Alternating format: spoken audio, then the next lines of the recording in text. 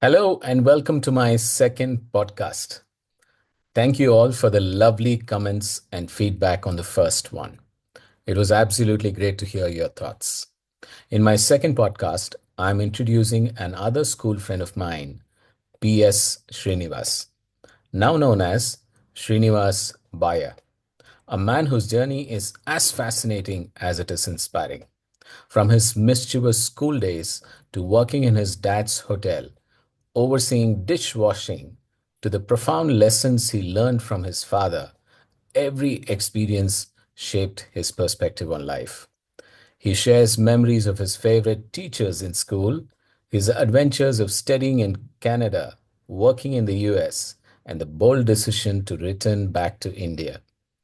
From navigating the corporate world to thriving as a freelancer, his advice on freelancing is pure gold. Whether you're a parent of a young adult seeking clarity or someone just curious about life's unexpected turns, this conversation is one you won't want to miss. So, let's dive into the conversation with one of my most witty schoolmates, PS Srinivas.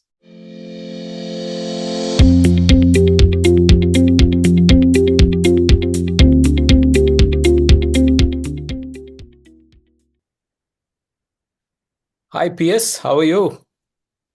Hi Shashi, how are you? How are you? All good. I'm Tell me. good. Thank you. Thank you, PS. Uh, Welcome to my podcast. I call this as Your Career, Your Rules, period. And you're the second guest on my show. Oh, it's yeah, pleasure to be on the show. Thank you. Thank you so much. So, PS, for people who don't know you, do you want to introduce yourself? Yes, from where I start, how we know each other from there. We Yeah. go Yeah. we go back long ways, Shashi. So yeah, classmates till seventh grade, or no, even after that, till 10th. eighth, 10th. ninth, tenth also. Yeah. Yeah, Yeah. Yeah. yeah. So maybe from the fifth grade, I think fifth or fourth grade, when they had the section change, whatever, right? Or right Yeah. from first grade. I don't remember that part. I'm blessed with a good memory, but certain things fade away. So that's okay. Comes with age. How much can the brain hold data? So we've been classmates. We Yeah. were benchmates, right? Right next to each Yes. other, seventh grade. Yeah. I And used to I used to catch all the papers that you used to throw at all the people that you wanted to throw at. We'll come to that in a while. okay, yes. You know what? This thing is an eye opener for a lot of people who don't know me, or who probably think they knew me and they didn't know this part about me. So it's a good experience. So Yeah, we'll it'll we'll talk relive about that. my days about it. Yeah. So we were in school. Then tenth, we took our. No, we were in the same college, Vijay College. You were in biology. I was in electronics, uh, H section, 11th and 12th. And after that, I took off to the US to do my bachelor's, something which I'd always had a dream, I guess, or an inclination to go abroad and study. So everybody kept telling graduate school, why not right after 12th? And there's a reason for it. And it's, entwined in part of my challenge, a struggle growing up, whatever. So that was how I suddenly took off and then lost touch with everybody. Yeah. And there I was, and then I came back uh, after 8 9 years in the US, Canada and US, and then came back the three major metros: Chennai, Mumbai, Delhi, and then now currently in Dubai for the last 16 years. So, and if you look at it, 48 49 years, we can give out our age, right? Everybody knows. Yeah, yeah. I mean, it's an Yeah. open secret. So if you divide it into three, parts, equal parts, first part probably 18 19 years in Bangalore, then abroad, then come back, and then last 16 years, 17 years in Dubai. So and one third, one third, one third. That's the way I put it across. And each time it's a learning experience. Each time it's something better. You live and learn. That's the way I go. Currently, I've been in IT for as long as I can remember now, maybe since 2000, I guess. Yeah. Was into the technical stuff, hardware, server security, and moved into consulting, ERP consulting. And right now, doing my freelance in project management for the last 4 years post COVID, and also looking after. We're starting a new company. There's a company in Bangalore, Work Life Tech. They are starting a new Middle East operation, so I'll be heading that. So we are in the Awesome. process of legalizing the whole process and all that. So I'll be the regional director for it. So that's about me so far. And married, family of four here. One boy, 8-year-old, will be 8 on the 15th. 6-year-old daughter will be 6 on the 11th. So they all fall in this February month. Okay. And this is their birthday month, something which we were never aware of. So we keep learning from them. So they keep telling it's a birthday month, you have to be nice to them, all these things. They're all excited. So, that's about it. Yeah. So Yeah. professional working wife, she's into oil and gas. I'm in IT, technology, project management. So two different worlds altogether. So oil and gas is what runs here in this region, more or less. So Absolutely. so that's the stability part in my life. That's a stable part. So Thanks to that's that. about me so far. Awesome. Awesome. So, I'm finding it difficult to call you as Srini because I'm so used to PS. So let's Yes. start from there.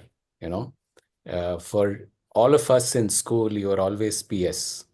PS stood for PS Srinivas, right? Yes. It was So PS Srinivas, correct. it always was PS Srinivas, and even for Yes. me, it has been PS Srinivas till today.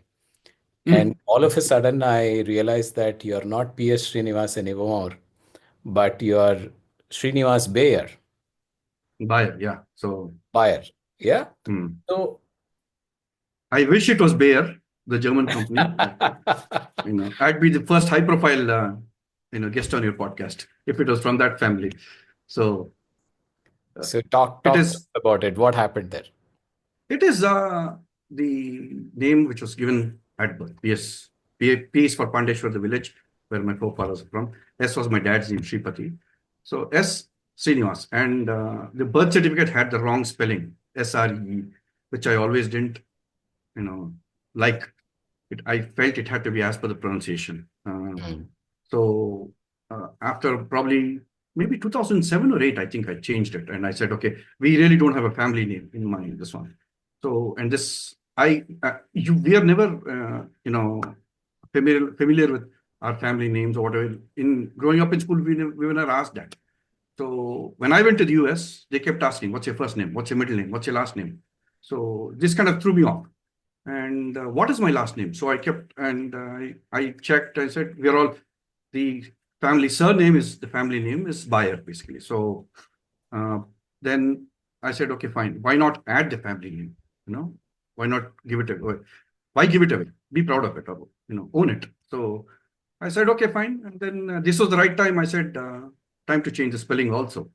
So whoever had written in the birth certificate as SRE, Sreenivas, I just constantly, at the back of my mind, it was like, it is not the right way to be pronounced. So then I said, okay, fine, we are changing it. I'm adding, then there's a legal process for it in India. mm. So get an affidavit done, put an ad in the newspaper and all that. Yeah. And the other reason why I got it changed was you had those disembarkation forms when you landed in India Mm, those days, mm. coming from abroad. They used to give it out.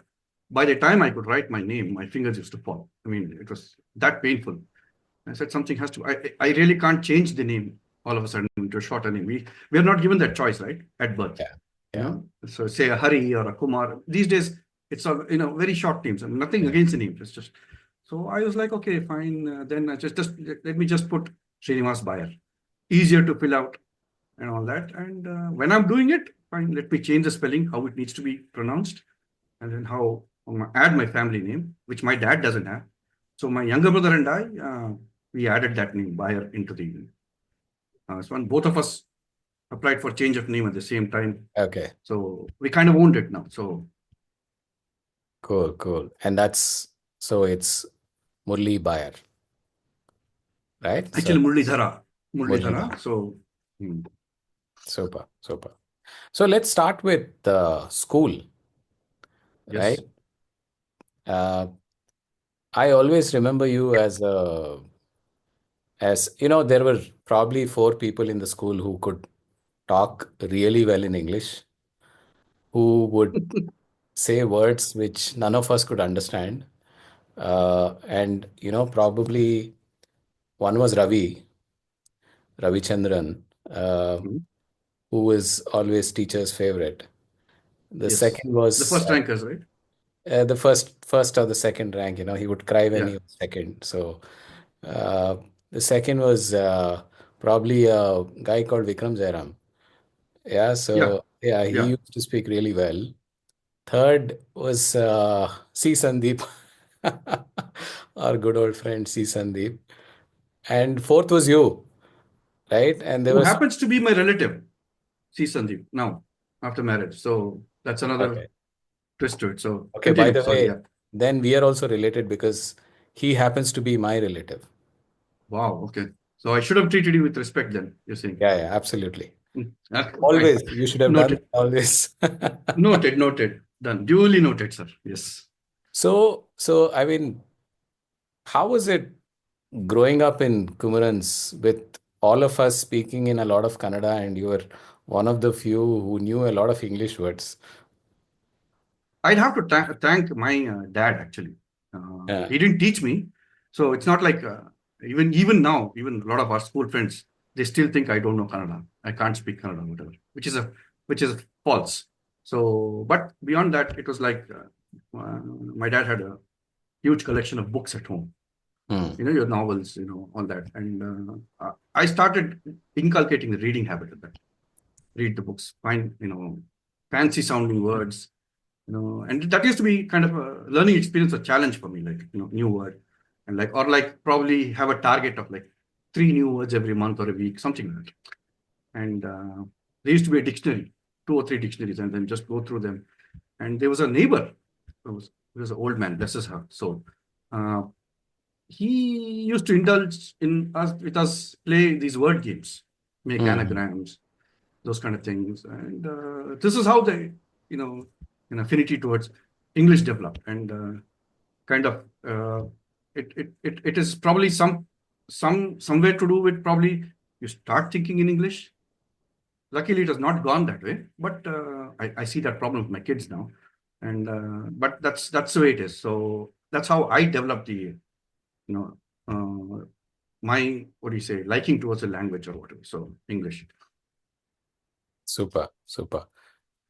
Even now, uh, Srini, frankly, uh, I mean, we are a part of the same WhatsApp group and all of that. Some of the things that you throw at us, I don't think 90% of us understand it. So, I mean, just for your But information. then I'm that's my stupidity, right? I'm addressing the wrong audience. You should always know your crowd, but it's okay. Yeah, it's okay. We are learning from you, so it's fine. Whatever, man. Yeah. Yeah. So Yeah. So, just coming back to school, um, I always saw you as a very naughty kid. How did you see I, yourself? I still am. You still are, Mhm. right? I mean, I Yeah. remember you throwing papers at a few people around. I don't want to take their Te- names, but you Teachers know included, who right? are some of them. Teachers included. Yeah. So these are all eye openers, Shashi. My wife probably doesn't know about all this, so Yeah, or a yeah, lot of people wouldn't know. So, but that's okay. Yeah. yes, So that's just has been my nature. It's just been what do you say? Rambunctious for probably the word. I don't know. Maybe naughty. Uh, kind of jovial would be another word to put it at. And there are, I mean, you could probably say not take it too seriously, but I just like to have fun. That's what. yeah, And that has continued even in my workplace, everywhere. Every place where I've been. Work-wise, it doesn't matter. But I always ensured that the work environment was happy. You spend 8 hours of your day there, 5 days a absolutely. week. Make the Uh, most of it.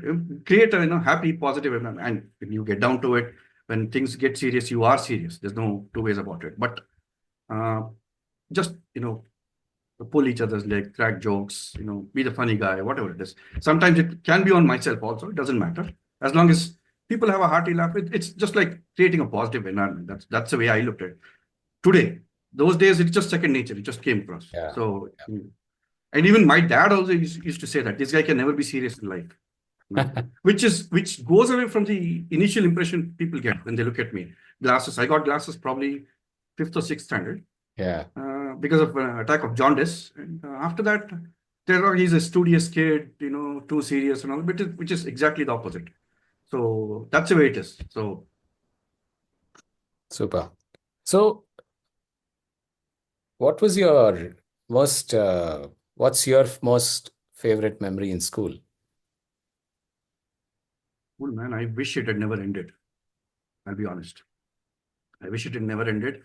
And I mean, since I moved away also, you know, I've had few favorite teachers also, Who were they? but one would be our 10th class teacher, Vajayanti, Miss Yep. Vajayanti. Yeah.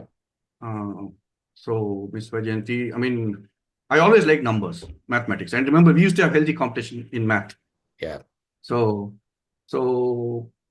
but be it the love for mathematics, geometry. I mean, she had that, where she made us take interest in it, Absolutely. in that subject. And Absolutely. uh, whatever it is in math, it's because of her. One of the main reasons. She was one of them. Chandrika used to be the other. Miss Chandrika used to be the other, teacher, who always believed any trouble in class, it was me who did it. And maybe true, maybe not true, but it's okay. And then I have never been a good, if you say, artist or drawing or whatever. But when I look at it, Miss Ambika, right?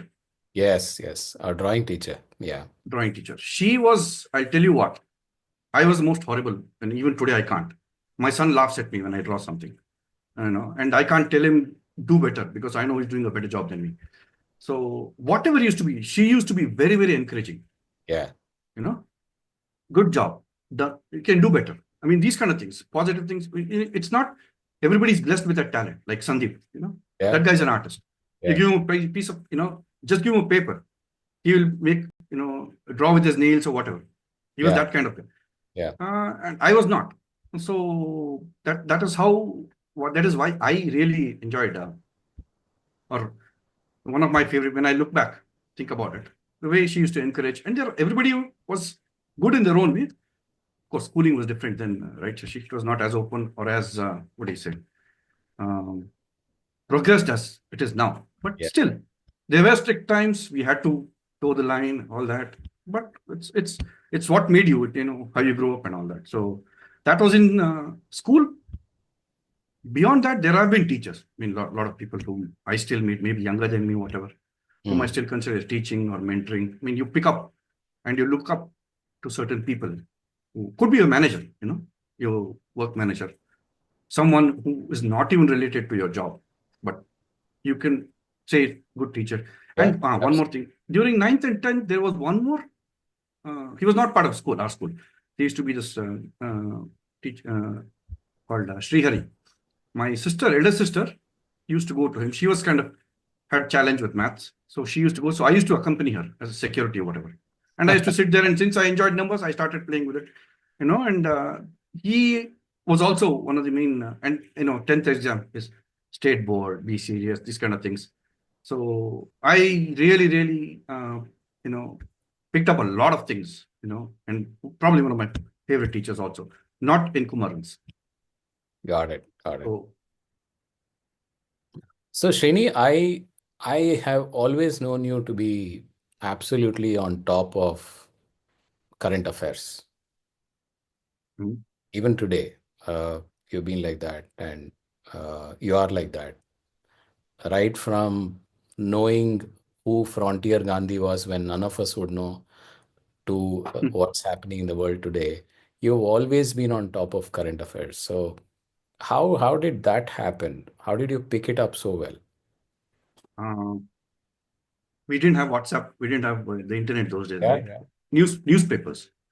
One of the main some was newspapers. Plus, I had a couple of cousins Hmm. who were always, in this thing of general knowledge, learning. We used to get those general knowledge books. Remember So, yeah, those yeah, yeah. books? And my neighbor, who was this old guy, Vishwanath, we used to call him Vishwanath Ajaya, and he used to give us these general books and your Britannica quiz books. Mm. We used to open it and read it, and we had these quiz competitions in school, right? So our class team, usually Ravi used to select himself, and then he used to select me for lack of whatever. And then the third, if it is two-member team, it was both of us. Three, you or Raghunandan would be there, someone else. Yeah. So this was how it was. And from that time, along with numbers, I developed this interest of learning what's happening, what's on top of the world, current affairs, basically anything. You beat sports, and it so happened that I would like to be involved in a conversation whenever something, and whenever something people are discussing. If I didn't know, I'd take a note of it and then say, okay, fine, maybe I have to read this. Today, you have the internet. And the newspaper used to be something which I used to pick a lot of information from. And it so happened you get one paper, your father is reading, and you stand on the backside and read. And that used to be the sports page. Sports page, 16. So, Yeah. correct. So that's, and he was a news buff too. And we used to get 3 or 4 newspapers every day. And after he reads, he gets first right to read it. And then after that, we get a chance to read all that. So that was it. Weekends sometimes used to be that. Sundays used to be, you had weekly magazines like Outlook, or there were weekly, probably the week. At that time, India Today was still a monthly publication then, I think. Or Sunday midday used to come. And then all these, so you used to have this huge stack of newspapers, which I used to read all the time. Maybe it used to get repetitive beyond a point, but that was it. And apart from that, books, I used to pick up reading books. Even today, I love reading books. And I'll be honest, I've been guilty of it, not going back to that part for the better part of like 4 or 5 years or so. But still. And books I used to pick up, read, and I say, okay, if there's a new place, where is it? I used to go figure it out. Where is this? So, yeah, Khan Abdul Ghaffar Khan. That's a good memory which I have. Correct. Yeah. Frontier Gandhi. So I got 1 mark because of you during. And there was always used to be this disappointment, right? For me, at least, general knowledge, 100 out of 100, 98 out of 100 was like the benchmark for me, at least. And there was a 6th standard, I think, when Sujata Roy was our class teacher. She used to teach general knowledge for us. There was this question which was foreign news agencies of the world. There are standard. I had read something and trying to show off, I wrote something else. So that was not the right answer, which technically it was correct, but not what was in the book or whatever. I actually went and fought with her. I lost. She didn't give me those 2 marks. It's gone. Associated Press or something else, and I had some other names, some weird names. It was always like find these foreign agents, news agents, which are unheard of, those kind of things. So that was it. General knowledge, yes, you're right. Yeah. I mean, really nostalgic days, I must say. So, yes. Srini, if I have to ask you, what's the biggest tough memory that you have from school or during your growing up stages? What would it be? Growing up, look, it was tough. Yes, it was. In ways, I don't know. I mean, like studying was never a problem, Shashi. In fact, Miss Vaijayanti always used to say, "You're an underachieving kid." I'm not blowing my horn, but I was happy. Out of 100, if I got 75, 80. Core competency was just math and science. Yeah. That was about it. And English because I picked up. So 75, 80, I used to be happy about it. And I think it's a wrong advice to be giving to people. You should always shoot for 100, but that's okay. So tough studies was still okay. I mean, I had trouble with language. Once Sanskrit was introduced, I had a kind of, difficulty picking it up, but it was okay. Kannada, once I had a problem, but then I picked it up. And reading, basically the reading part. I still remember once I got a few marks more than probably Ravichandran and whoever, but I failed in Kannada. Oh. So when you fail, you don't get a rank. So there's Correct. a red mark. So that was, I still remember that. And after, because after 8th, 9th, 10th, Kannada was a third language. I didn't have to struggle that much. At least writing and all. Speaking is still fine. Writing was sometimes a challenge at that time, but then I picked it up. So this was the challenges. Study part was okay, Shashi. It was fine. But I started working from my fifth grade, fifth standard. So for the people who know, or you guys knew probably, we owned a restaurant. We still own Touchwood. That's an institution by itself. 85 years, 1939 it started, and Touchwood it's going strong. City Market. So Raghavendra Prasanna. Raghavendra Prasanna, or known as Idli Hotel, Market Hotel, Gate Hotel, all those. So we are famous for idlis. So I went to work there in my fifth grade. Wow. Summer holidays. Wow. Summer holidays, there was a labor crunch. So my dad asked, Bartia hotel, we'll go. I need help. So normally, what do you think? Okay, I'm going. I'm the owner's son. I get to sit on the cash counter, boss around. These are the things you have at that time. So I walked in. We got down from the scooter, two-wheeler, and then I was looking at the cash counter, said, go inside. So walked in, and I was too early, it was too early or too raw to start washing dishes Mm. at that age. So Mm. what we had a system was we collect water in steel glasses and keep it. And Mm. the washed coffee glasses, which are made of glass, those Mm.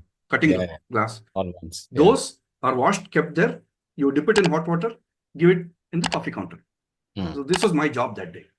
Mm. So did that for the full day, and then and that slowly picked up, doing other things also, washing dishes, serving. And then it was only after 2 or 3 years when my dad felt comfortable enough, I could sit on the cash counter. So that was how I grew up, and most of the time it used to be, and he did the same even for my younger brother too. So nobody got an easy path there. Yeah. If you ask him, he says what we went through was easier than what he went through more tougher times. Yeah. So that was about it. So I always had this son that and people keep telling you're the eldest son, you're going to manage it. It is yours, this, that. So I went in with that I'll be the owner of this set. And then I realized one day, I just asked, and I just asked my dad, why didn't you do this? Why, and I never saw him sit on the cash counter. Mm. So I never saw him. We had a cashier and all that. So after a while, we also did. So he said, stand in the kitchen. This is where it starts from. Absolutely. So when you control it here, the money will come in. That's one for quality. And the second is, I have a kg of rice. For the most part, I know how many idlis you can make from it. Mm. So that should match up with the tally at the end of the day when you do the count. You should know how much is spent, all these. These are the finer nuances which, when you're in the industry, you get to know. Yeah. Yeah. I mean, So good. yeah. No, no, I was just saying so softly and so nicely your dad introduced you to the world of No, business. there was nothing Yeah. soft about it, Shashi. I think so. You're pushed in. Nothing soft about it. Nothing soft about it. If you ask, you have met my dad probably, but other people, other friends who used to come, they're still terrified. He used to be that strict disciplinarian. Of course, he has mellowed down a lot now, and he's 82, touchwood, still going strong.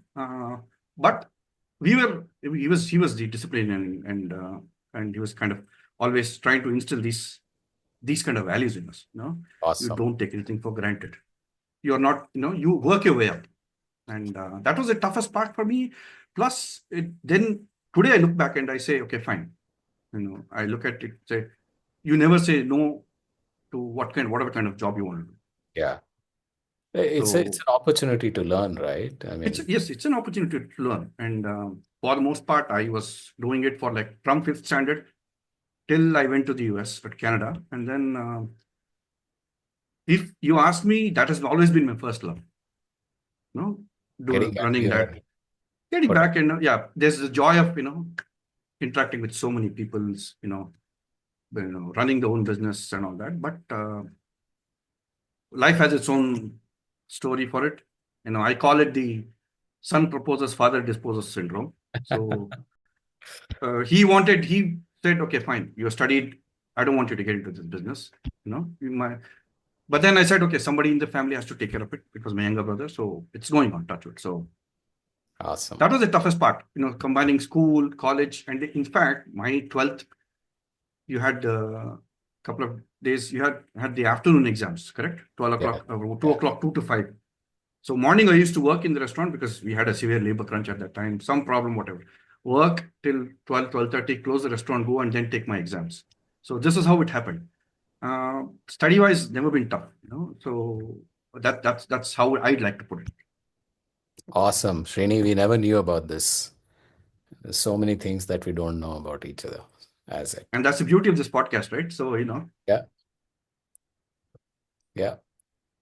So, so my audience is primarily, parents of young adults, right? And also young adults in a way. So Mhm. when you look back at your childhood, what are those one or two or three things that you did very unknowingly, which has put you where you are today in a place of success? What's your message to these kids during the growing up years? Yeah, okay, fine. For that hypothetical question, I can ask back or whatever. Define success, right? It varies from person to person. And then if you look at it, you know, have you been able to succeed? What are the metrics you want to do it? How do you want to measure it? It's quantitative. Sorry, it's qualitative sometimes. So for me, one was the working part, which I said work and studies always went hand in hand. My summer holidays, apart from going to my native village and all, it used to be just that go work and don't. Today, it is what do you say? Something which might be shunned upon or something where you say work without expecting anything in return. Mm, People, it's human tendency. You do want it. You want some reward, right? But mm. for me at that time, what was my reward? Nothing. And I still remember asking my dad, and he said, "For whose business establishment are you doing this? Yours, right?" So that was the answer I got, and then Yeah. fine. But today it has changed. It has changed, And then uh, for me, the challenges that I got and all that, when you look at it, it was the way I have put myself in is I've eliminated the choices used to get eliminated by itself. Mm. Now, 10th, I said, okay, fine. My inclination was always towards science and math. I didn't get you know, the great marks for getting into a very good college. Vijay College was still okay. I'm not saying it's a bad college, but you had the National College, Basangudi, NCJ. Which It started always from felt the like, MES. MES was ruled out. It was too far away, yeah. but still, our part, southern part, it used to be these. And then you start thinking, where will my friends go? I have to be with them. This is how you're uh, unknowingly a significant part of your life is shaped. Yeah, yeah. You're taking Because you decisions always based on where your friends are many times. and why is that?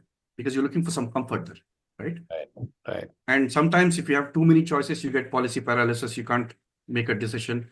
So I said, okay, fine.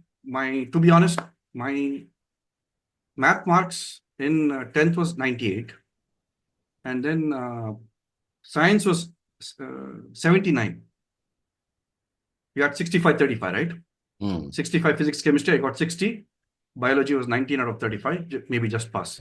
So then I knew I cannot be a doctor. My dad always had this dream. He wanted to be a doctor. He said, let one of my kids become doctors. Never happened.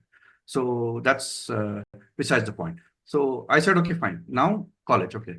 I You had no choice. I mean, very few people have been exposed to what is commerce. There is an alternative at that time. Yeah. There's an alternative career Business. unless they are CA parents. Parents are CA auditors or whatever. There is something called. Plus, the general notion at that time was if you took commerce, it was like you didn't get good marks, Yeah, absolutely. which is wrong. I feel that is more tough than your normal. But it's okay. So that was, and then I said biology was ruled out for me, and that's where we didn't keep in touch in college. You were in the biology part. I was in. I Yeah. took electronics, and then H and I, there's two sections, computer science, and we were the uh, boys gang together. So I took that computer science, and what happened at in that 11th and 12th. 12th is supposed to be very serious. Your public exam, you get that fear instilled in you, all that. Plus, you rarely attend college. Most of the time, you're in coaching classes. So Right. the process was there.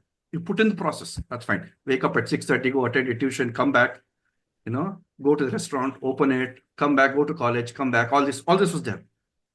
I had a misfortune. I fell down from the stairs and broke my hand on the day of the exam. Oops. So public exam, you can't, and it's too early, too late to even ask for a replacement writer or whatever. So it happened twice, 2 years in a row. And there were a lot of people who, said this is being done on purpose, this, that, and all. People will always doubt you. I mean, Mm. it at that age, it does affect you, but it's okay. So I couldn't, what do you say, complete it on time. So 2 years are gone. Oops. Then I took, started taking it in installments. This supplementary exam in September, take two subjects.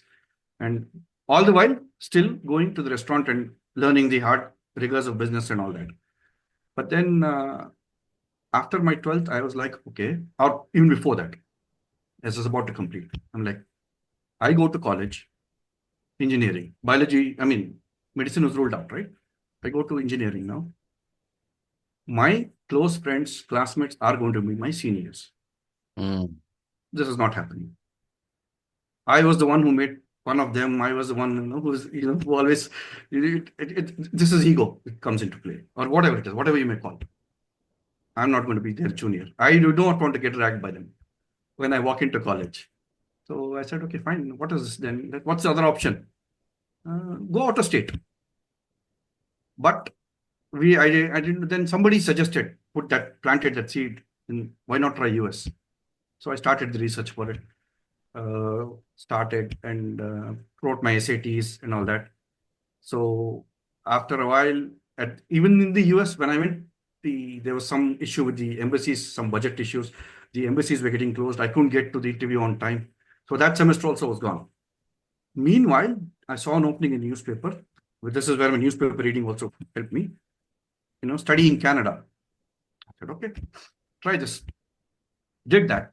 And prior to that, I had to ask my dad, his permission. I'm going. I have to study. So then he put me into the financial aspect of it, how much it's going to cost. It's Mm. not an easy job. I said, okay, fine. Then he said, look, all that I can support you. Both my parents, sometimes the mothers are not mentioned, but both of them. So you can go there. We will support you whichever way you want, financially, whatever it is. But the only condition is you will not stay with any relative. Mm. That was the only condition he said. And Beyond why that, I was don't that? care. Why was that? He said if you go and stay in a relative, it's again a foreign nation, fine. There's some obligation, you don't want to all that those things to come into play. You be independent. And so that you This is can what just he was focus on teaching. your studies. Yeah, live my life, my rules, right? Mm. So that was it, and I didn't understand the seriousness of it. I said okay, fine. So got that. Then going through the financial one of getting loans approved because nobody had done that before. At least in my family, nobody had done that. Usually it used to be masters. You finish your engineering, medicine, whatever. And then, so the financial aspect of getting loan approved, putting your house, all that assurity, all that. Then that reality hit me that, okay, I can't screw up anymore. Mm. And then I said, okay, fine. Luckily, Canada opened up. I went there. I went to Alberta. Calgary was a city, which was the oil capital of Canada. So Southern Alberta Institute of Technology, I went there. And that was quite a change. Quite a change. Trust me. Freezing winters, -20 used to be the norm in winter with wind chill and all that. So did 1 year there, and then this one always was to go to US. So started looking for US universities from there, and then shifted and got into US and then continued. The plan was always to come back, but it was just that uh, I wanted to take that choice because I was eliminating other choices by my own action or whatever, my decision, whatever. And then the challenge when you say is put yourself out of your comfort zone. You might not knowingly go there, but sometimes when you land that, when it, you get the best out of yourself. You know what you're really made of. So today it's like whatever I am is that those 4 years actually made me what I am today. My sense of independent thinking, living on my own terms, all those that was the mold which made me to what I am today. So that is it. The biggest challenge is you need to adapt to change. Studying there is not the most difficult part, Shashi. Studying is easy compared to what we go in India. Yeah, It's a absolutely. cultural change. You're Mm. home away from home. And even Raghu was mentioning, right? Phone call, I remember used to be like $8 per minute. That's like it, per minute. And you buy phone cards and then you use it up. Once a month, call them up, use it up. That's how it used to be. So plus, the weather, everything, food, everything. So adapting to those difficult conditions, it might be difficult. I mean, I can't say it was easy, and the best part is I cannot call home or tell my dad. Mothers are usually that way. They will sympathize. I Correct. can't tell my dad I'm having this tough time. He'll say, you made a choice. Say you swim or drown. It's up to you. So these things are probably which made that persistence is what I keep Mm. trying, keep trying. Something will work out. Has to work out. Mm. So surviving is that part of survival, that skill. So that is what challenge is. What I put it that way. So Mm. the first challenge was putting myself in a situation where I didn't want to study in India and then going abroad, studying there, and then continuing from there. And then life took its own course after that. So Cool. So from having soft idlis at your own hotel to not finding idlis anywhere in the country and probably just being happy with a burger somewhere, that shift was quite huge, it right? was, it was, it Yeah. was. And uh, Canada, when I went, I started working in Subway.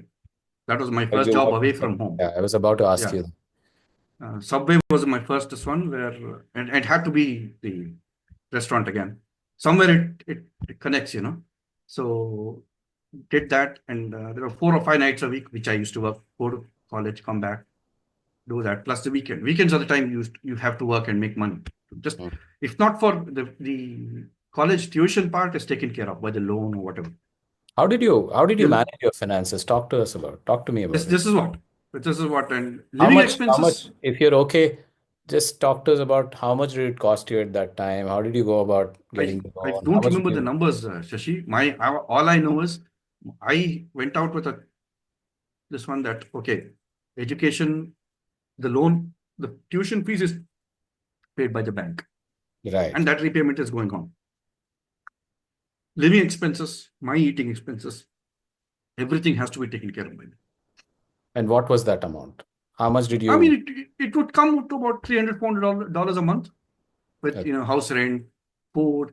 That's when you really how to start. Luckily, thanks to my restaurant background, I knew the art of cooking. That was not a challenge. And it so happened that after a while, I started cooking for 4 or 5 people who used to come in and in the apartment, and that used to be more fun times.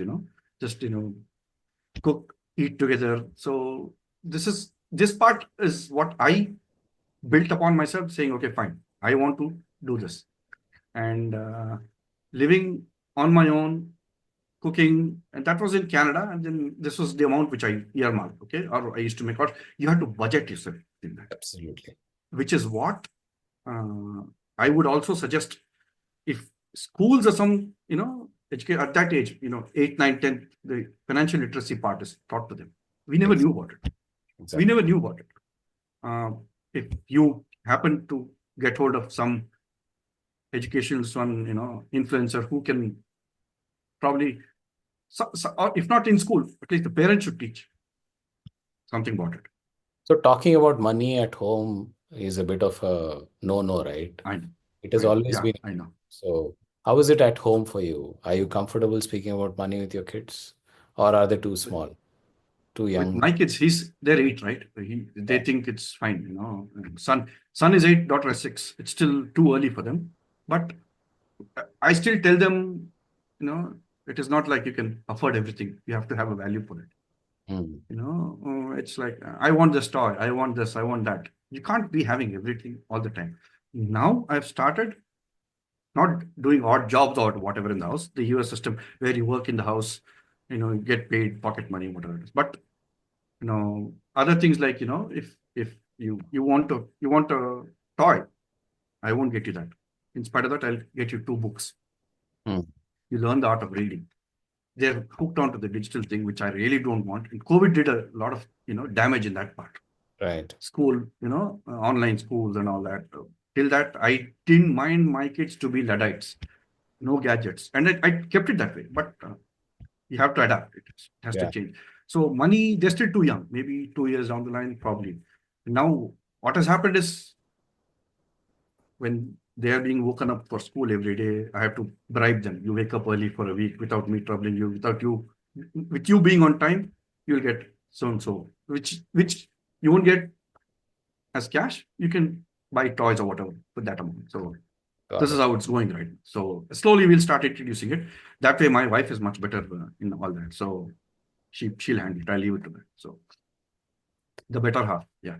Yeah. Awesome.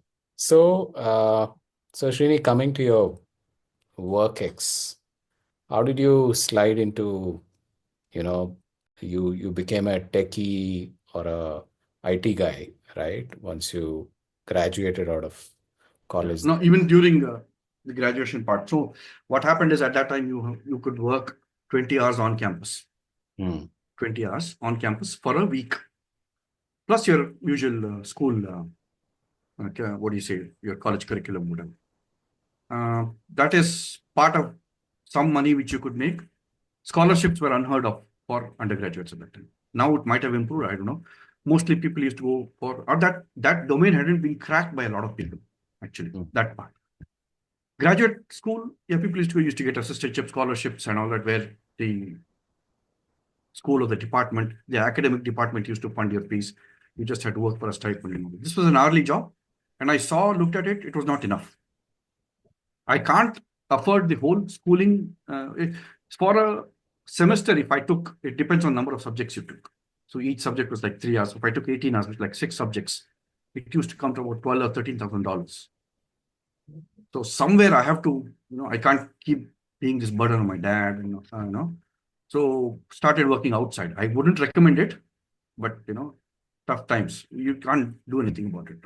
And so what I used to do was 6 days a week, nights I used to work. So So my how schedule used long? to be Yeah. How long was my it? sch- for like all through my college and grad school also. So 9 to 4 we used to be on my college plus work there. 4:30 come back home, eat some food. 5 to 9, 9:30 sleep. 10 to 6 I used to do night jobs every Oh, night, 6 nights a week. wow. So it was again it had to be a motel, again something related to the industry I was associated with. So there used to be this Gujarati family who owned a motel, and I Patels. said, okay, Patel, yeah, they were their size, bless their heart. My main pay was low, right? It used to cover some part of it. My main incentive to join there was pure vegetarian home cooked food. I was Gujarat. sold. Gujarati food, yes, I was sold. So I was calculating. You do the calculation, right? 6 nights a week, I eat here. I can save on buying groceries, food, and all that comes in. So this was how I used to fund myself partially. I can't say full. Can't be arrogant to say fully. My parents did help a lot, and then completed that. Once you reach grad school, it's a lot easier. But that thing continued for me because food was. I'm a foodie by heart, so food was still taking me there. I did that. And then started working. The university offered me a full-time job, work there. That was as I was in my undergraduate. I started, you know, doing work in the computer labs. being a hardware technician, and slowly graduated from there. Got into the nerdy, geeky side of system security, system administration, and all that. All that happened, and post 9/11, these kind of security jobs are not being given to immigrants or outsiders. It's a security issue, and all that happened. So we still continued in the university, and then after a while, I always had the inclination to come back to India. But it was now, next year, this year, you keep pushing it, right? Right, right. Then finally, there was a lot of pressure from parents. Not pressure, they said, we want you back. And so I said, okay, fine. If I am coming back, I need a job guarantee. Because by that time, this was realized that I'm not getting into the restaurant business in India. So somehow I got a job in Oracle Consulting, as an Oracle partner, consulting firm. So the job was in Chennai. So I came down to India, started working. That's when my consulting job took off. ERP consulting, basically. Got it. From there, got into it was Chennai, Mumbai, Delhi, and then now Dubai. So Got it. And now you've been in Dubai forever after that. 16 years, yeah, running. 16 years. The third part of your life. Third, yeah. You can't say quadrant, right? What is, we are supposed to be good in math, Shashi. I don't know what it's called. One third. One third is fine, but is there a term for it? I don't know. I don't think Good so. thing. I'll go check it out. Yeah, we'll have to ask Vaiju for this. Yeah. Yes, we will ask. So All that right. is it. Yeah, you're saying something. No, that's it so far. I mean, my job then got into Oracle Consulting. 2013-14, I joined another firm here called Yardi, which was purely into real estate ERP solutions. Worked with them for 4 or 5 years. So most of the real estate companies I've been involved, or part of the team. I can't say I. We have been starting from Oracle. We've been involved in implementing what you call as digital transformation these days. The ERP implementation for them, both your residential and commercial sector in the UAE. So, and then COVID happened, and then after that, I said, okay, fine. The next course after that. So now you've been Srini, you've been a freelancer for the last, I think, 4 years now, right? yeah. So just talk to us about how easy or difficult is this field of freelancing? It looks very lucrative from the far because your time is yours and you can manage your time, looks like. But how easy or difficult is it? It's, what do you say? You can decide on your own schedule, all that is fine. But when you look at it, the amount of time left, you need to make the most of it, right? Make more money, all that, whatever.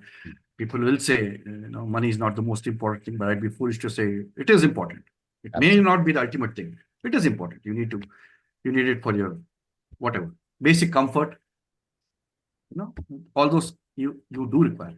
So it is through contacts, networking, and it is not purely transactional networking. It's relationship building. So, and recommendations. So once you get into it, it's like, okay, fine. You ask them for recommendation, or they would have some other project going on. That is the how you get into gigs, projects, all that.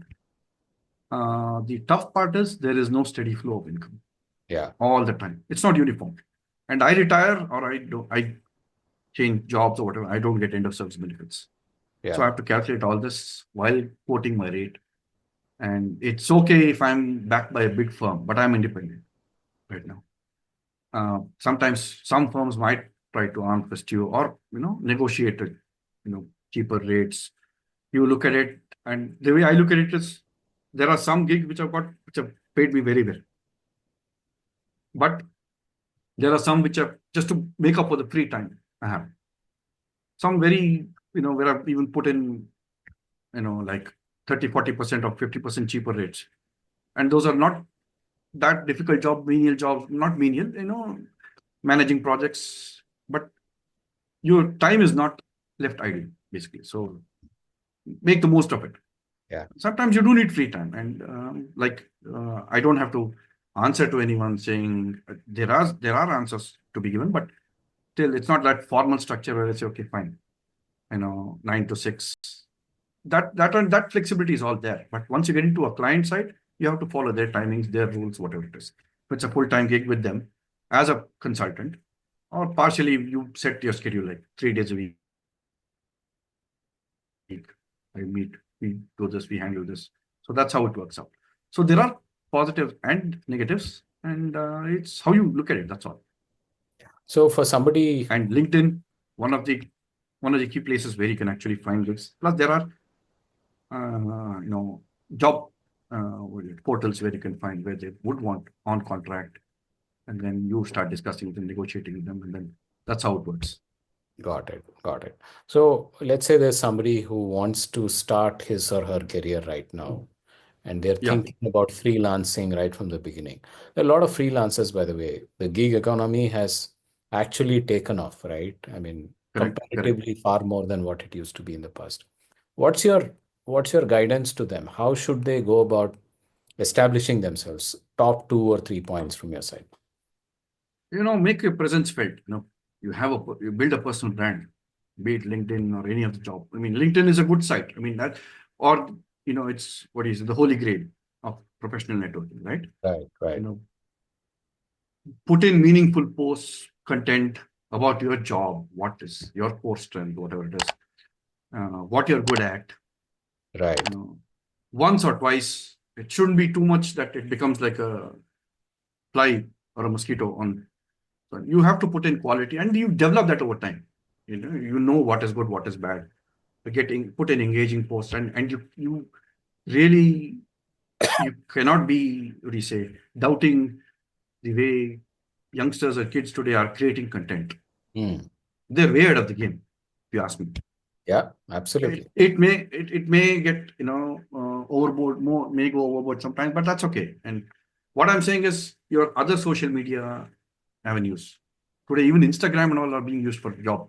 Sorry, How, achievement. how do you how do you People, do that? How do you do that? I don't do it. I don't do it. I'm not on Instagram for that. It's but yeah, I mean, you create your brand kind of thing with saying So that draws people and yeah, and they reach then out. there's another link which goes from there, which goes to your personal web page or LinkedIn profile and all that. So online, that is one of the easier ways to do it. And to be honest, you at this stage you can say they need some guidance, but you can also say that you've seen enough what is happening around you that you should be able to take a decision on your own when it comes to career choice. You should have made a clear decision of what you want to do. Beyond that, if you really want to make some money on the side, gigs are fine. But for me, my personal advice would be get into a job first. And I'm not discouraging freelancers here. I am saying go, but get into a job, get into the formal structure first, Got it. where you can Learn you can something. say, okay, learn under someone, what that can happen even through internships these days. Correct. Even in schools, you can start that. So you constantly keep looking out, or you can do your gigs for personal, this one, like your hobbies, personal interest, not from your career perspective, which can also, you can monetize that also these days. And the world is,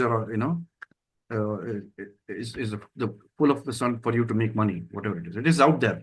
Just you just need to know what to do, how to do it, how to approach the right people, and get it done. And for kids, or not kids, I keep saying kids. We are old, Shashi. Yeah, For your target audience, I mean, whatever it is, yeah. right? Young adults. Um, Young adults, you cannot discount the fact of developing soft skills, Yeah. badly required. And I'm not saying the kids these days don't have it; they have it, but pay more attention to it, or develop it. It's a learning experience every day. Soft skills, networking, not from a transactional point of view. Just you know, Building when I relationships. put it this way, you are a freelancer. You're looking for business, Hmm. correct? What is business? It's a contact sport. You meet someone, you, and it's like whether they have a requirement or not is beyond the point. You get in touch first, establish. tell them what you are, or they'll slowly, you don't have to speak about yourself. They will ask. If they're interested, they will ask. Right. So when I say networking and I say people network this and all, I tell them, stop talking about yourself first. First, establish a relationship. I'm no expert in this, but this is what I do. Make the other person know that you're interested in knowing more about them, what they do. And people are smart enough. You can't fake your way through that. Yeah. Right? So, So once that is done, yeah, then you keep in touch. You make your presence felt, like yeah, wishing them for a New Year. They know you are there somewhere, providing as and when they get more communicative with you, get more in touch with you. They know what you're doing, what is your offering, whatever it is, and then somewhere they'll think, okay, there's a software requirement, there's a project that needs to be managed. Okay, let's connect with them. We'll see. If not me, someone else. absolutely. I think somewhere, tell me what you think about this. I think somewhere it's very important for people to have confidence that you can solve a problem, whatever that problem is. Uh, and Yes, once you demonstrate consistency in solving a certain type of problem, that itself is a big, draw for people to say, okay, yes, yes, can you help me with this? Can you help me with this? correct. Right? Yes, yes. Maybe, first time initially when you speak, you come with a problem. You might not have a solution right away. Hmm. There is no harm in saying, I don't know the solution right now, but I'm willing to look into it. Let's get on this. Let's, start the process. Explain to me, what is this? This is just at a macro level, you're looking at the problem. Tell me how you go about it, what happens. You study the process. And then you say, okay, fine. There are ways, if not for the final solution, along the way, you can probably, optimize the process. So these Absolutely. are all things that come with experience. Experience. And Yeah. Yeah. that's the only way you can learn. And there is no harm in failing, falling down, accepting you don't know. All fine. It might not work in every company, Shashi. It might not work. Some Yeah. places they say you have to be on top, this, that, but no. As long as you're willing to learn, willing to at least address the problem, work on it, and there is help everywhere. If not me, I'll come to you. Hey, Shashi, I'm having this problem. Can you help me with this? People are 9 times out of 10, people are always willing to help, Absolutely. Absolutely. unless they are very closeted about it or whatever it is. So there is solution everywhere, or not the internet, chat GPT, whatever it is. Today, it's not hard to find a solution. It's your attitude and how you want. You can teach skills to anybody. It's your attitude that matters. Yeah. Plus, once the project is done, once the gig is done, stay in touch. Yeah. That's where the contact comes in. It's a contact sport. That's what it is. You have to be in touch, will be their well-wisher kind of thing, and never leave on a sour note. Don't close that door. You never know. You don't have to, yeah, sometimes you say, okay, they might have mistreated you, they might have, not been a great customer and all that, but keep it cordial. Yeah. Keep it cordial. They might refer someone else. And tomorrow, if I had a bad experience with you when you were doing a project for me, I'll tell someone else, I had a bad experience, but he's very professional about it. You can go ahead and, why Yeah. not? I'm sure he will. This word of mouth also helps a lot. And you be Absolutely. cordial, develop your soft skills. And one more advice which I'd like to give, and this has happened to me, value others' time, basically. You have to be punctual. It is instilled in us from school, but it is not followed by almost everyone. You respect other people's time. And I was guilty of it a long time ago, and I lost a couple of relationships as a friend. There was some one, but since then, like if we say today 12:30 is the call, I am ready by 12. Or even, this is the process which I put into place sometimes. Like if I have a job interview, or if I have a very important meeting at 12:30, some remote location, whatever it is, I have to be there by 12. I give half an hour buffer. One. Point number two, I don't know the place. I do a trial run the previous day. At least the next day when I'm going, I don't have to think about which way to take. Google Maps and all are there. But Yeah. there's the process. It's like just practicing in sports. You It's played about sports, right? shows your seriousness about stuff, right? Yeah. And it's you played sports, cricket, practice, you practice. So when the match situation comes, you have done it before. It's muscle memory. Absolutely. So that's how I look at it. And I'm like, okay, fine. Tomorrow is my interview, or 2 days before that. Maybe not in the daytime, at night. Let me just do a dry run. Okay, fine. I don't want to be late. It's a sorry figure. You have no excuse for that. And people keep telling about the Germans, right? Your meeting starts at 1, you have to be there at 12:59. 1 o'clock is late. Yeah. And for me, there's no, and when you are actually in a job, 9 to 5 job session, what happens? I mean, in consulting, it happens. People tend to take the initial half or Hmm. coming on time to work very, very lightly. A lot of people, not a lot of few, they're not serious about it, but they say we stay back. Nobody cares. Nobody cares about that. You have to be on time. That's about it. And there's a buffer. 9 to 9:30 is a buffer given to you. Time be within that. Yeah. Once or twice late happens. But then I tell the younger people who join the company, I tell them the same thing, like your work is qualitative. I can say you did a good job, you did a bad job. But when you start doing a bad job, these things add on. He was always late.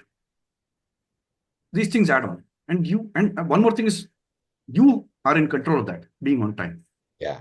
Don't give it up. Don't give Yeah. it to someone else. Yeah. So Absolutely. these are minor points which, they say in the corporate world, right? Move the needle and all that. So I'm Absolutely. never for that for those kind of jargons, but this is what, and be Yeah. presentable. You don't, like Raghu was telling, you don't have to have great command over English or whatever, as long as you can convey the message. The way I look at it, I mean, in this region, for me, I've never had the problem of learning Arabic because English chalta hai, or Hindi also works sometimes, a lot of times. But when you go to other countries like Saudi, Kuwait, and all, you do need it. And then I put myself in their shoes, and they're thinking this guy doesn't know Arabic after staying in the region for 15 years.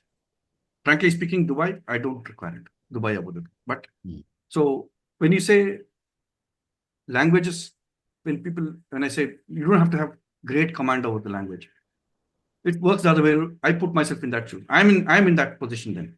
So you can't really say, as long as you can convey the message, that's all that matters. Communication, being Absolutely. on time, all these are, some things Basics. which keep basics. It's the basics, Yeah. basically. Yeah. Being presentable, being presentable. So So, it depends on the job. So yeah, absolutely. So, Srini, what's your message? Maybe the top one or two messages that you want to give to parents of young adults who are growing up. Things are changing so much in the world there. How do you think, parents can do a good job of getting their kids up in the right way? I think, yeah. So your age group would be 18, 18 to 17 to 25. 20. Yeah. 18 to 20, 25. You probably would have realized what their interests are, what are their strengths by that time, correct? Many times, no, actually, you'll be surprised. That's the reason I asked. Yeah. 70% of kids are not clear about what they want to do, even at the age of 19. No, not kids. As parents, parents would know Oh, what the strengths are. yes and no. Some of them are very engaged and involved, and some of them are not. People are also busy with work and other stuff. Yeah, true. That's true. So you have. I mean, there's no way, no two ways about it. You have to get that information first from the kid, from the How do you child, how do you go and about how do you go about doing it? Because the kid is also not sure about it. uh, you How would know, you how would you do it? well, there are. I mean, there are. What do you say in this coaching space or career guidance space who would probably get to know what are your strengths, where you want to go. For us, it was easy. We didn't have that choice for Yeah. us. We just went with the Absolutely. flow. Yeah. And IT field was like barrier of entry was very low. Anybody could walk in. Hats off to them. I'm not saying no. It is the world we live in. It's unlike I can't go today and be a doctor. Absolutely. Someone who has been a doctor can come in, learn a couple of courses, and come walk into as an IT professional. It works that way. So you have to have a clear goal. I mean, it's all easier said than done, and maybe 10 years down the line it might change when I my like kid is in that something age. I like something that you said, which was about exploring through internships, even when you're in school Yeah, and college. Yeah, You think that's something that we should start doing as a norm? When you're mandatory. probably in your 8th standard, 10th standard, 12th standard, Mandatory. to actually work Yes, in some yes, place. correct. Mandatory. I mean, I'd say it requirement. You know, make it. That one. Make internships. We never had those internships in school, right? No, we never. Uh, We never had yeah. that. So even college also. Probably last year engineering. Probably last 2 years they would have gone on for internships or whatever it is. But till then, so that is one more aspect where you can actually get exposed to the work environment, how it is. Hmm. What are the expectations in the job? Because it is a lot different than what it is in school and college. It's a completely different world out there. Absolutely. So uh, your practical skills matter. At that time, how you want to solve problems. You know, and then it's not like, I mean, even hiring also. They are looking for the perfect candidate when somebody wants hired. And the message to be given to them probably would be, you can never get someone who ticks all the boxes. Yeah. Someone who can, the way you approach a problem might be the best thing. You see, a lot of interviews, right? Google and all, which they say, they look at how you approach the problem. There's not a solution for it, but how you approach the problem, how you document it, how do you Exactly. go about it? Is it organized? And these are all things which, and some it could be through internships. Some, I mean, these days internships are opening up, right? So you have a lot of companies which could offer internships to kids, and or they could go to campuses and then say, okay, fine. You do a lot of companies will do a lot of CSR. This could be one of the CSR too for them. Absolutely. Absolutely. You are developing the future workforce. If you look Hmm. at it, Hmm. and the kids also will get a sense of accomplishment or whatever, that they've actually done something in the real world, Yeah. and they can learn how to work in a team. Building a team, working in a team, and with people with different. Here in school, it is just focused. Your books, your projects are there, and two or three people would still do it. But real world is still much more different. And then you have how you have to deal with deadlines. What are the impacts of it? Yeah. you know they say deadline pressure and all. Those are the inbuilt siblings of any project, or what inbuilt features. Hmm. And those are the things that sometimes drive you to finish it on time, maintain that quality and all that. So internship, that's one. I mean, plus along with that, what I said, even along with that, financial literacy, that Yeah. is missing in it. I went through it, so this is badly required.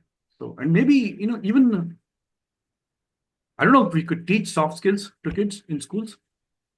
I think we could. I mean, it's absolutely important, right?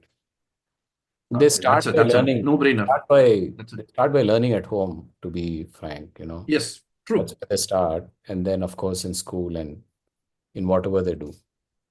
correct. So what I And hear this is you where, say, sorry, Srini, you're saying something. go ahead, sorry, go ahead. So what I hear you say, I'm just making a mental note and also to my audience who's going to watch this. I think for people to be helping their kids arrive at some sort of a clarity, it makes a lot of sense for them to do some internships. Even if it is small, it is fine. Maybe a week or two, doesn't matter.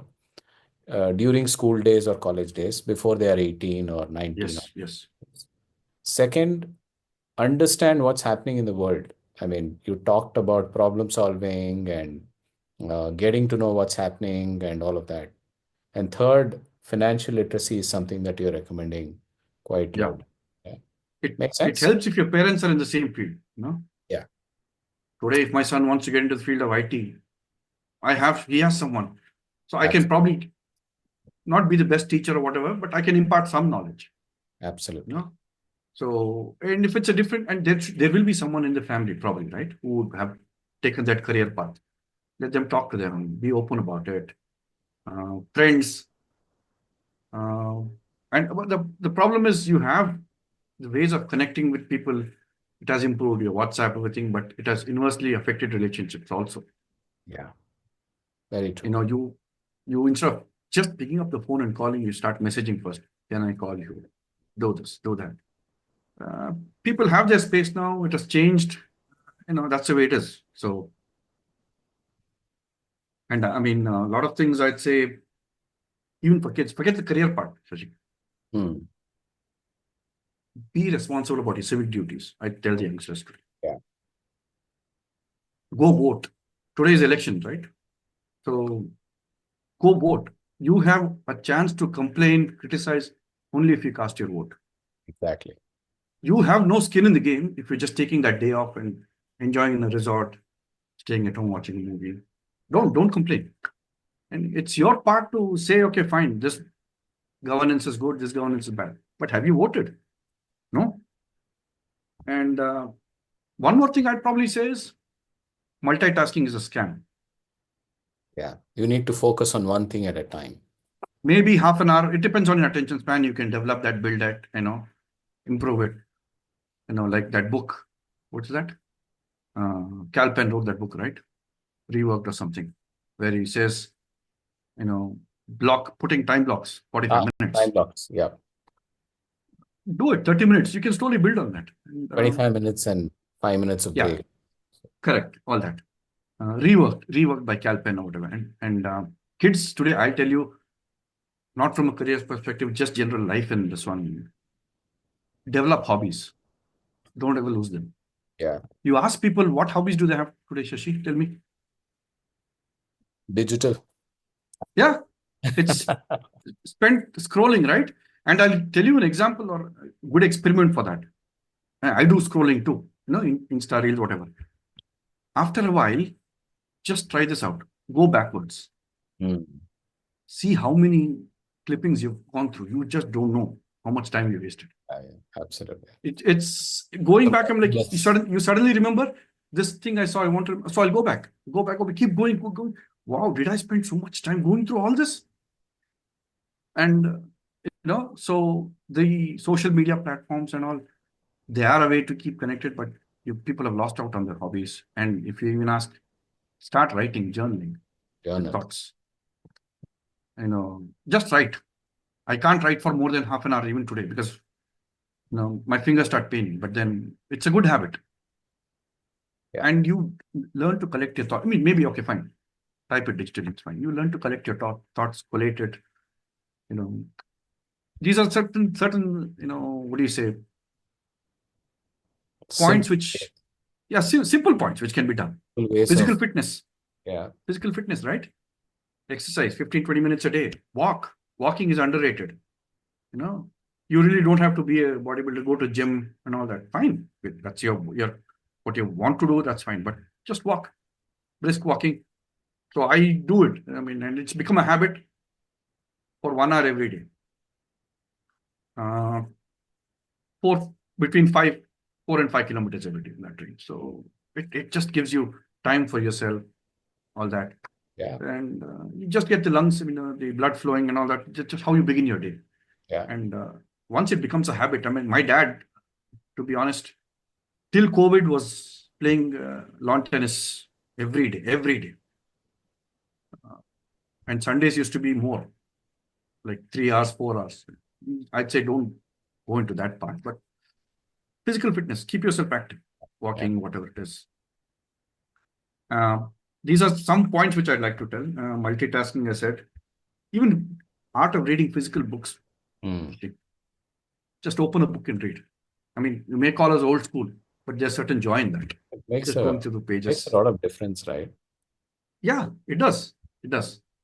And yeah, Kindle is there. You can't carry the book and all that. That's all fine, but still, some that touch, that sense of touch, everything is still required for a lot of it's an experience. Yeah. It's basically an experience, like how you eat with a spoon or with your bare hands. Exactly. That's a correlation I can do. So Super. Fun speaking to you, Srini, after such a long time. thank you, And Shaji. just before we close, there's so much that I thought I knew about you, but still, there's so much to learn about you. We'll Uh, still have time. yeah, we still we still have time, hopefully. So just before we close, any any one single big message from your side? No, there are a couple of messages, probably, which can be like the guest that you call. You probably would request them to call one or two people who they recommend, who would be a good choice for you to Yeah. interview. Yeah. That's one point. What you call as in social media as tagging, right? Recommend. And if you want to do a celebrity for me, in the .com, this one space, if and believe me, this will take off. Okay, this will take off. So we keep that aside. If you get a chance, some famous personality like Sridhar Vembu or someone. Hats off to the guy. I mean, Yeah. to what he has achieved, how he creates wealth. Well, wealth is not money, but how he creates wealth in the most rural part of India, giving them jobs and developing the ecosystem around there. Those kind of people. Plus, our WhatsApp group has people from varied careers. You know, Exactly. who would have thought you would have a pilot in the group, commercial Yeah. pilot, We have a and lawyer, that's a we have a career. pilot. Lawyer, and someone in the armed forces, pilot, and that's a good sample size, Shashi. You know, Absolutely. Absolutely. when you say offbeat career path, pilot. I didn't think about being a pilot.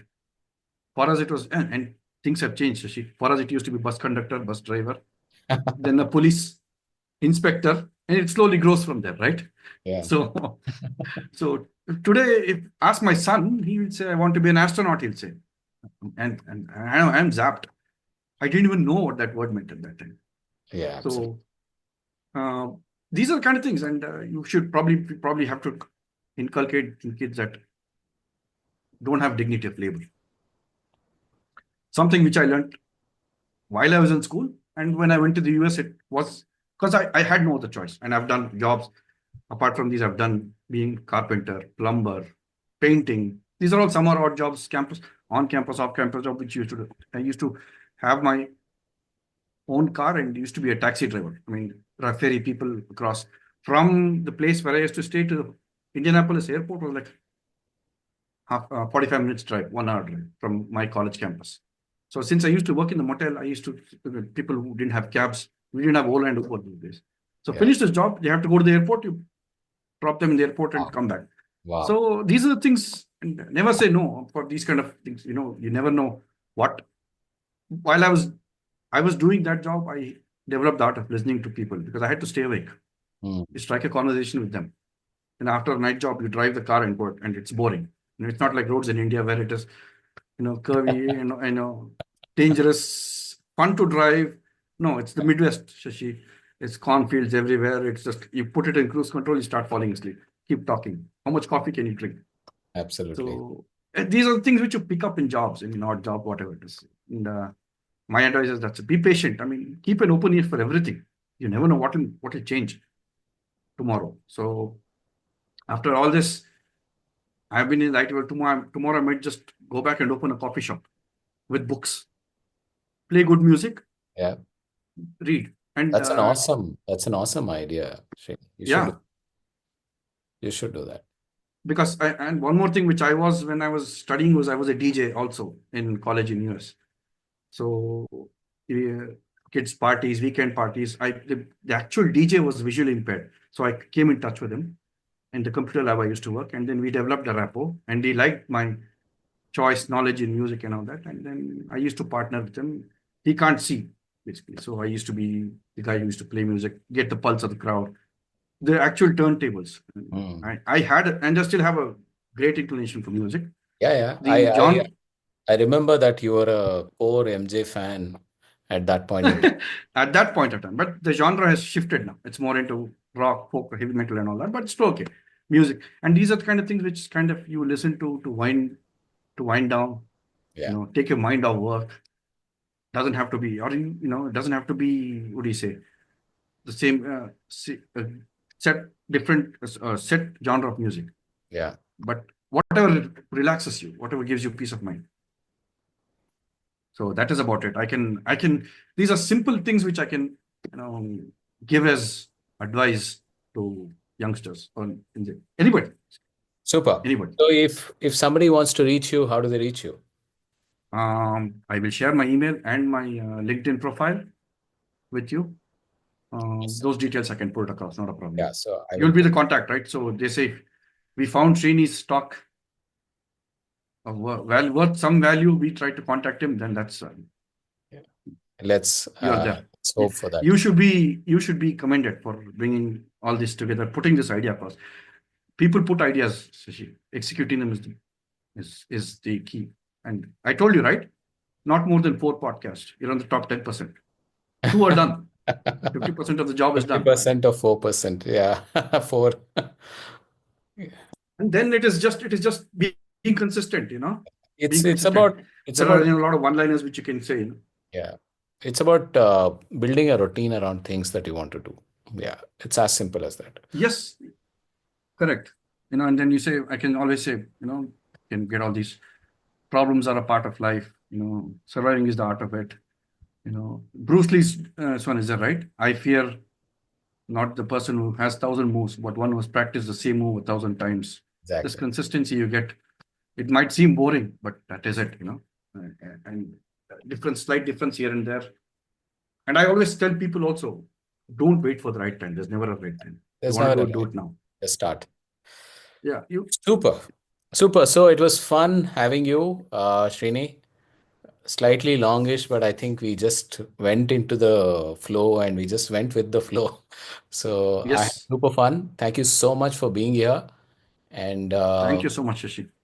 yeah, As you said, anytime through Shashi, well, I'll put my details. I'll give you the details. I can always be reached at. Anything, career advice, general advice in general, whatever it is. So, absolutely. If I want to place but people in Middle East, I am going to get in touch with you. yes, yes, which is Work Life Tech, which is the company which I'm planning to head the Middle East operations. We are also into that. So once we get the legal formalities done of opening a office here and all, that will be one of the. So and one more thing which you want to probably take note of is Yeah. for your podcast. Sharat Yeah. Simha, I can send you his details. Sure. Work life tech in J&S Consulting. So he started it. He was in Kumarans. He was in Vijay College. So his is another fascinating story. Yeah. Not because Sure. I've worked with him, but I'm going you to have to. I'm going to Yes. get in touch with you. And since he's in the art of placement, it's a very good avenue to tap into, Shashi, for you, for the kids. Super. I'll send those details. Okay, Yeah. Shashi. Thank you so Thank you much. so much. I'll see you Bye soon. bye. Yes.